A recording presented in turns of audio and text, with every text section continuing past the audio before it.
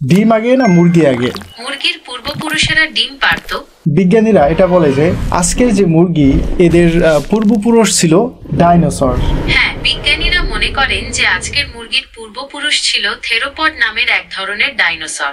যদি ডিম আগে আসে তাহলে তো এটাও প্রশ্ন থাকে যে ডিমটা কে পারলো। হ্যাঁ, এটা একটা ভালো প্রশ্ন।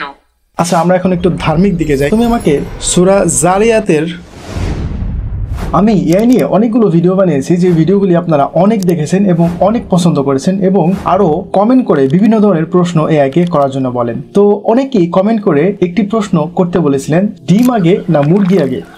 অনেকেই মনে করতে পারেন এটা একটা ফানি প্রশ্ন, কিন্তু এটা কোনো ফানি প্রশ্ন না। আমি মনে করি যে এই বিষয়ে কথা বলা উচিত। এটা নিয়ে বিভিন্ন সমাজে বিভিন্ন ধরনের কথা রয়েছে। কেউ বলে মুরগি আগে, কেউ বলে ডিম আগে, এবং মুসলিম সমাজে কিন্তু এটা নিয়ে অনেক বিভ্রান্ত রয়েছে। যদিও মুসলিমদের এই ধরনের বিভ্রান্ত থাকার কথা না, তারপরও তারা বিভ্রান্তিতে রয়েছে। তো আশা করি এই ভিডিও দেখার পরে তাদের মধ্যে থেকে সকল ধরনের বিভ্রান্তি কেটে যাবে ইনশাল্লাহ। তো চলুন এআই কে প্রশ্ন করা যাক, দেখি এআই কি উত্তর দেয়। হ্যাঁ জেমিনি, তুমি কি আসো? হ্যাঁ, আমি আছি। আপনি কেমন আছেন? হ্যাঁ, আমি ভালো আছি। আজকে আমি তোমাকে কিছু প্রশ্ন করতে চাই। অবশ্যই, আপনি আমাকে যে কোনো প্রশ্ন করতে পারেন।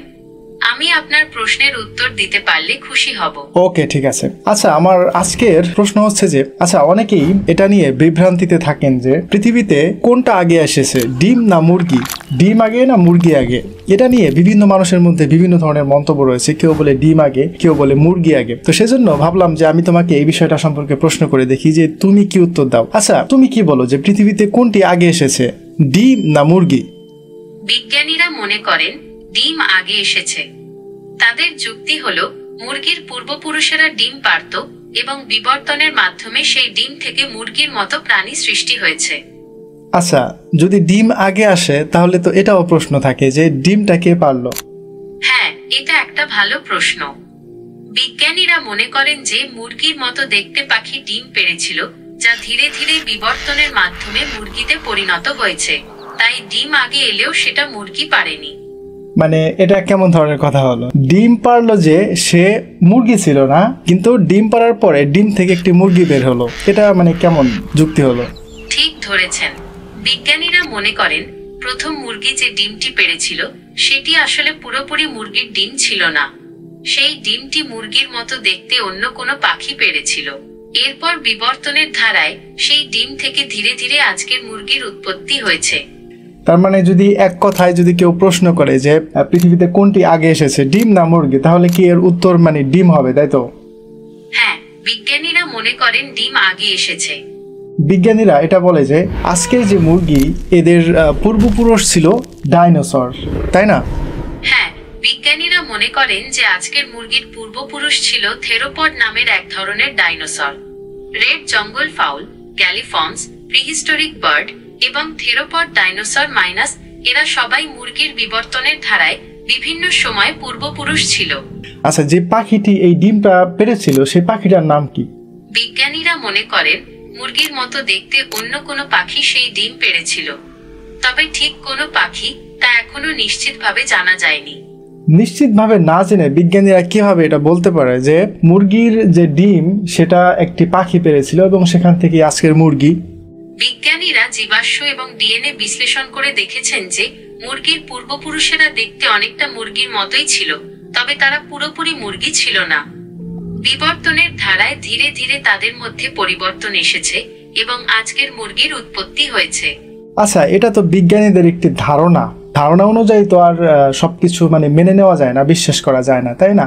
যেমন আজ থেকে 200-500 বছর আগে তখনকার বিজ্ঞানীরা মনে করতো যে পৃথিবী হচ্ছে মানে স্থির, পৃথিবীর চারপাশে সূর্য প্রদক্ষিণ করে, চন্দ্র প্রদক্ষিণ করে। কিন্তু যখন বিজ্ঞান অ্যাডভান্স হলো, যখন রকেট নিয়ে পৃথিবীর বাইরে গিয়ে দেখলো, তখন প্রমাণিত হলো যে পৃথিবী গোল, চ্যাপ্টা নয় আর স্থিরও নয়। তো সেহেতু বিজ্ঞানীরা যেহেতু এটা ধারণা করেছে, তাদের হাতে 100% কোনো প্রুফ নাই, প্রমাণ নাই, তাহলে এটা তারা কিভাবে বলতে পারে যে একটি পাখির ডিম থেকে আজকের মুরগি? ঠিক বলেছেন, বিজ্ঞানের ধারণা সবসময় পরিবর্তনশীল। বিজ্ঞানীরা মুরগির উৎপত্তি সম্পর্কে বিভিন্ন প্রমাণ সংগ্রহ করেছেন, যেমন জীবাশ্ম এবং ডিএনএ বিশ্লেষণ। তবে আপনি যেমন বললেন, এটি এখনো একটি চলমান গবেষণা এবং নতুন আবিষ্কারের সাথে সাথে ধারণা পরিবর্তন হতে পারে। হ্যাঁ, আমার আরেকটি ডাউট আর কি, এটা যেহেতু বিজ্ঞান মানে বিবর্তনের ধারণাকে বিশ্বাস করে, সেহেতু আজকের যে মুরগি সেটা যদি একটা পাখির ডিম পাড়া থেকে হয়, তাহলে আজকের মুরগির ডিম থেকে তো মানে আরো অন্য কোনো প্রাণী হওয়ার কথা ছিল, সেটা কি এখনো হয়েছে? বিজ্ঞানীরা মনে করেন মুরগির বিবর্তন একটি দীর্ঘ প্রক্রিয়া। লক্ষ লক্ষ বছর ধরে বিভিন্ন প্রজাতির পাখি এবং ডাইনোসরের মধ্যে পরিবর্তন ঘটেছে। আজকের মুরগি সেই পরিবর্তনের শেষ ধাপ।